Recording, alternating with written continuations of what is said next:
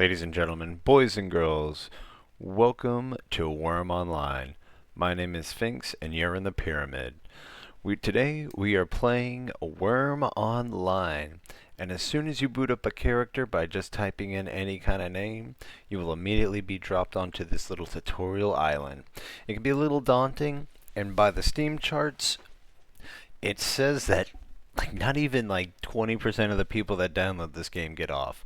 But as someone that's been completely entranced by this for the past month, I want to share this experience. I want more people to play it because even though it's an old game, there's a lot of cool things about it.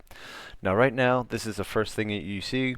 A lot of people think that first person is a little jarring, and I agree. So the first thing you can do is hold left click and roll back on your mouse wheel. This is your character. We can change this eventually. You can technically change it immediately, but we're not worried about that right now. As you can see, you move around with SWAD, and your movement speed is always at maximum. It's mostly determined by your weight that you're carrying and a little bit by the gear that you have on you. So the first thing that we're going to be learning here is about the climbing mechanic. Now, if a terrain is too steep, you won't be able to walk up it. However, by using our stamina, which is our green bar up here, all we have to do is hold the Z key or click this hotkey down here, and we will be able to climb. It consumes stamina, but we were able to climb that. We want to hit Z again to deactivate it. Because if you do not, you will walk around like this and wonder why you're so slow. This game, a lot of it's based on you can always have one thing active, and that's one of the things that you have to activate. Now this game is an MMO sandbox in its truest form, and so the first thing they really teach you here is that you can dig. Let me see here. We'll step through here as quick as possible. No, we want to learn. Alright, let's open our inventory. That's the first thing. That's going to be I. And to be able to manipulate the dirt, they want us to use our shovel, which is right here. We'll click it. Whichever item you have active changes how you interact with the environment. So now that we have our shovel, we can dig here. We can either right-click the tile to pull up a whole bunch of options, dig being the one that we're concerned about, or now that we have the activated item, we can just hit our action key, which is F. As we start to perform the action, it gets queued up here, and if you keep pressing it on the tile, you can see that we can queue up actions. As you can see, the first one took 9 seconds, this one's going to take 12 seconds, and the next one's going to take 14. Because it's consuming stamina, and the more stamina you have at the start of an action, the faster that you'll do it. But as you can see, we've dug this up, we've dug it down a little bit, and we have some dirt now. Now I do want to say, as we continue through here, I'm going to try and go as quick as possible because a lot of the information here on YouTube, it's not so much outdated but very slow, and it can be a little long-winded. And I want people to jump into the game and have as much fun as possible. This game is a slow game. I call it anti-brain rot in a way. And it's really enjoyable once you get the swing of things. It's just this initial hump that can be a problem to some new players. Alright, so we've clicked our dirt. The corner near you will lower. Oh yeah, let me talk about that. The one thing about digging is it depends completely. As you can see, this tile is square, but when you dig, you're manipulating one corner at a time. So if I dug in this corner, this corner would go down. If I dug in this corner would go down.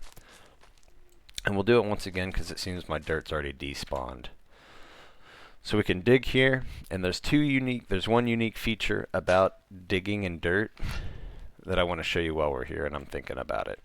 So as you can see, we have the dirt here on our inventory, or on the ground. As you can see, it disappeared very quickly. I don't know if that was a manual thing or part of the game, but we'll try and grab it really quick. I think it was automatic. We dug again.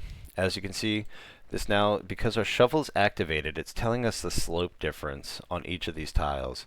These are flat, this is flat, or this is slope down 1. So this is slope down 1, which means that there's 1 dirt dug out of here. This one is slope down 2, which means there's 2 dirt dug out of here. But if we go here and we take our dirt, we don't have to activate it, but if we right click and instead of dropping it as a pile, we drop it on the ground, subtle, but it went back in. As you can see, flat here, and then there's only now 1 dirt missing in this whole thing. So now we can move on to wood cutting. Wood cutting is pretty essential. A lot of the things you build are either going to be with stone, thatch, or wood. And so here, they want us to, I don't even think they need us to activate it. I think we can just walk up here. No, we still have our shovel activated, so we're still getting shovel options. So we'll go ahead, we'll activate our hatchet. This is how we interact with trees. We go ahead and we can hit right click. We can also hit F as our action bar now that we have our hatchet selected as our active item, or as the game wants us to do, they want us to right click the tile and to cut down. Basically, the tile that you have highlighted is what determines you can only interact with 1 tile at a time. And as you can see, we didn't chop that tree down initially. That's because it is stronger than the amount of damage that we could produce with our hatchet. If we go ahead and right click it, not only do we have a cut down option, we have a lore. This will tell us about the tree or other things on the tile. We also have an examine button. This is a very helpful button. If you go ahead and click it, it'll see that it'll tell you it's a mature cedar, which means it takes a little bit more time to cut down, but we've already done 71. Once we've done 100 damage, it will fall down.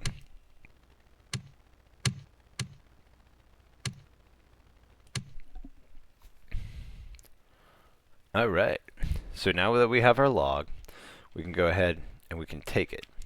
This goes into our inventory, and you can see it's 11 pounds, so this is probably already going to affect our weight. I don't know why it's not letting me chat in the local, but that happens. Anyway, we have our log, and I believe that concludes basically this section. Alright. I think it might want us to try one more time. So let's cut down 1 more cedar. I think we just have to perform the action.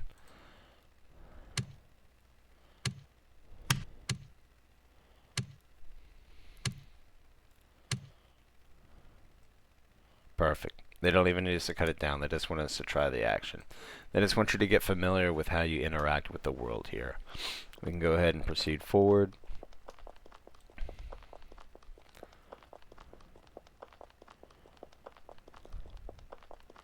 This next section is talking about mining and how you can interact with the ores on the world, and these are going to be some of what veins look like. Regular stone is going to just look like this. You're going to have things like iron. This is going to be your most important. There's things like copper, which is something that I've just recently started working with as a metal. And then you have things like marble, which is more towards like decoration. But there are skills that require things with marble. I know as a baker, you need marble slabs to make baking trays.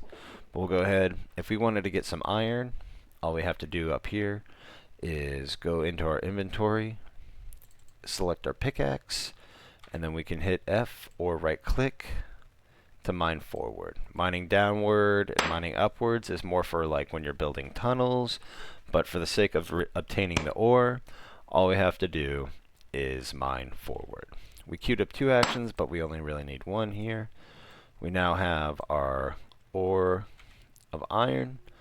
We can take it, and now we can do our first complex action here. So, we have our iron ore. How do we use it? Well, we have our log. So what we can do is we can go ahead, we can take one of our tools here, which would be our carving knife. We go ahead and activate that, and then we can right click it and hit create, go down to kindling and create a kindling for a campfire, or there's another option that you'll get very familiar with is our crafting window. This is also another way to achieve the same thing. If you're curious if one item interacts with another item, all you have to do is drag both of them together, and if they do, you'll start to get items. So what we can do right now is go ahead and we're going to create some kindling to start a fire, because the tutorial doesn't cover this, and this is one of the first things that stumped me about the game, but luckily the community here is very helpful and answers any questions that you might have pretty quickly too. So now that we have some kindling, we can go ahead and try and start a fire. If you're familiar with any survival sandbox, you can use our flint and steel, or for some reason in this game they call it a steel and flint. We can go ahead, activate it, and now that we have it activated, we can come to our kindling. You can either click the whole thing here, right click, create campfire, or because it's nested, all you have to do is hit that plus button. It brings down all these options, and you can select the one that you'd like. As you can see, we failed, but because we have multiple, it's going to keep trying. At these lower levels, you're going to fail quite often, which is, it's a game about making progress, so keep it up. Once you get these higher skills, it becomes a lot easier, I promise. But as you can see, we failed 3 times in a row, and we actually don't have enough to make a new fire. As it says, we need 1.5 kilograms. I call it pounds. I'm not going to use these British units. But what you can do with a lot of items in this game is you can go ahead and you can click the one on the top. As you can see, it'll highlight green, and you'll also see this blue bar. Go down to the bottom one, hold shift, and then click. It'll select all of these, and at the bottom one, you right click, combined. And now all 3 of the items combine into a single item, and we now have 4.05 pounds. We'll go back over here. I wonder if you can do it. I've never even tried if you can do it from the crafting window. Oh, you can. Look at that. Perfect. So we'll go back here, do the same thing. And this should be enough to start the fire. Or just very unlucky, and we need to stay away from a casino. And I generally need to stay away from a casino. But as you can see, this is our 5th time on a 50% chance that we failed 5 times in a row. Sometimes you have these horrible lucks, but there we go. On the 5th time, you've started a fire, and how we can interact with it is we can go ahead and we can right click it and open it. Most things in this game have some kind of menu. If it stores any kind of item, it'll have a menu of some kind. And now that we have this, what I tend to do is I like throwing my old kindling that I don't need anymore in the fire. As you can see, it gave me a warning, A, that somebody could steal it, or B, that because I put this kindling in the fire, it's going to start taking damage eventually, and I'm going to wave to this guy. How did he take damage? I'm going to wave to him really quick. Hello. There you go. They can't chat, but you can emote in the game, or on this place. This little thing right here, you see that little tiny yellow square? That means it's very warm. It's about to take damage. So we can also throw our log here. And then we can also throw our ore here. As you can see, this is 20 pounds, but it's going to take some time, which is why I normally do other things while this smelts. But this will eventually break down and smelt into a lump. And that lump is how you start interacting and making things like nails and weapons and things like that. What are you doing, a little goblin? We have goblin activities here.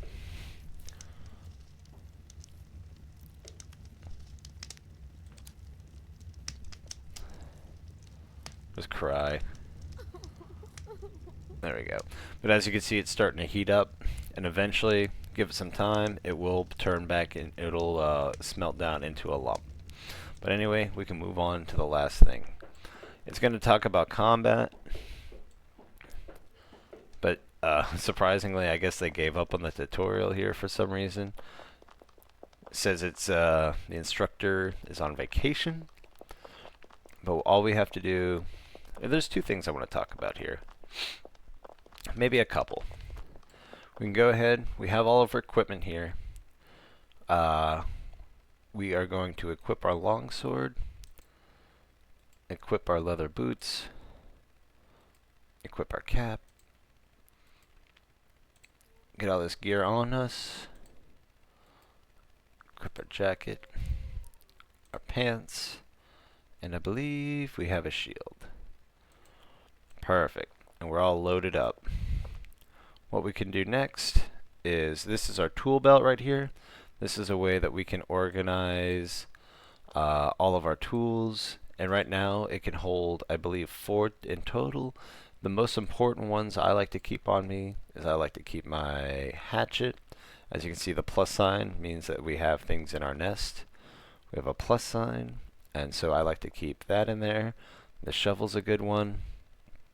The carving knife, and the flint and steel. I normally keep my rake and saw. He wants to spar. Alright. Well, I guess we could take a quick look at the, we could take a quick look at combat. Combat's the weakest part about this game. But is it gonna let us spar?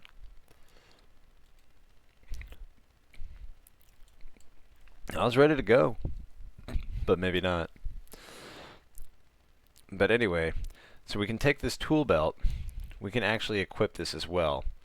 And when this thing is equipped, anything that is on our tool belt will be used to interact with the world. So if there's a tile and it has a tree on it, your action key will let you chop it. If it's nothing, if there's no tree, your action key will let you dig. And then you can use also your flint and steel and your carving knife. Let me see here. And then this is your backpack. This is where I like to keep all of this extra bonus stuff that we might not need. Actually, I'm going to keep the flint and steel out. We're going to put our pickaxe. It's probably going to be a little bit more important. Keep your flint and steel on you, but you don't need it in the tool belt. Let me see here. The backpack is a way to kind of declutter your inventory. So we'll keep our food here. This is our whey bread. We have a pottery bowl here. We can use this to store water. Actually, I think we can store some water right over here. We can throw our compass in here. And I don't think the tent will fit. The tent won't fit. The deed stake will not fit. But the pelt and the steel will. So as you can see, we can, after everything's backpacked up, minimize it. Look at that. And then we can actually even equip that to our character also. So now you can tell that's with us. And then to open it, just like our tool belt, we have a tool belt button down here. We have a backpack button right here. And let's say over here. Oh yeah, awesome. Go ahead, open up this up. You can see there's water in here. You can go ahead, we can drink if you're thirsty. Or if we go back to our backpack, we activate our pottery bowl. We can right click here and oh, it won't let us fill it, but we can go ahead and drag water from here to here, and that lets us carry water. But with the pottery bowl, be warned that it carries a lot of water, and so this could weigh you down because you really only need to drink 100 at a time. If you ever want to get rid of it, right click it. There should be a pour out option, but it's not giving it to me right now. Maybe, boom, if we stick it out here, we'll have to get off the tutorial island, then it'll give us the option, I think. But all you have to do to leave is right click here, double click the sign, and it, boom, let it glitch out for a second as it teleports us, and boom, you guys are now on guidance. This is the map. This is the whole map of guidance. Free-to-play players can get all their skills to level 20. If you pay for premium, it'll get you to 30. And you spawn right here at New Dawn. Be warned, it's a little hard. First off, it's a little cluttered. You're not supposed to park things here, but apparently everybody does. And I'm surprised that GMs don't come around and just delete everything. But there's no mini-map. You have to be able to navigate. You have a compass, but the one that you start off with is really bad. You have to let it get stabilized, and it'll tell you directions once it does. So anyway, when you first start off here, there's a couple of quests. Hold on, I'm gonna say in local.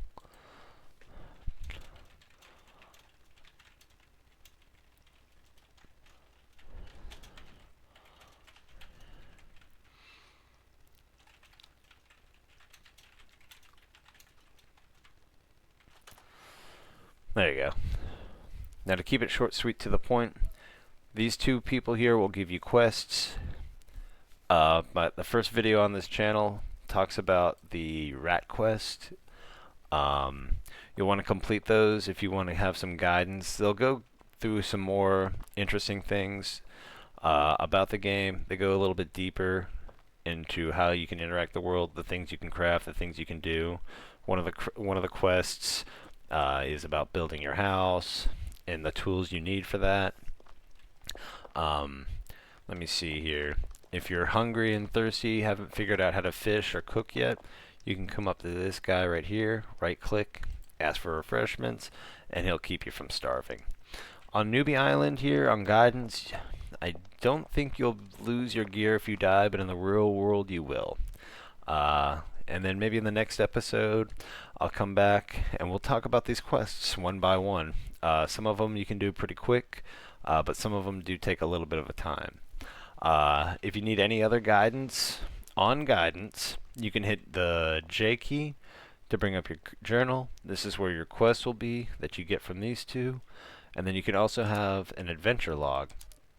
Down here, chop some trees, flatten a tile, create a mallet, create some nails, mine some iron. We did that on the island. Plan a house, complete a house, improve a metal tool to 15, ride a cow, kill a creature, plant a crop, join a village, pick a flower.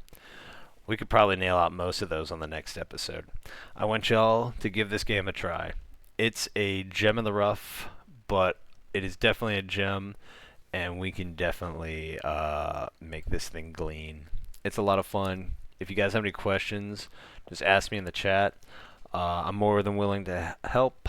I also live stream this game fairly regularly. I'll leave my Twitch link in the description. If you ever see me come streaming, come on in, ask me questions, watch me play. I'll even tell you where I live, and we can maybe set up a little village, because it's just me and my buddy right now, but it's getting to the point where I need some extra help. But thank you guys for watching. Give this game a try. It's definitely worth it. It's a tough initial hurdle, but once you start getting them skill ups and get some knowledge regarding the game, it's a lot of fun. Anyway, like I said, my name is Sphinx. You've been in the Pyramid. Have a wonderful day.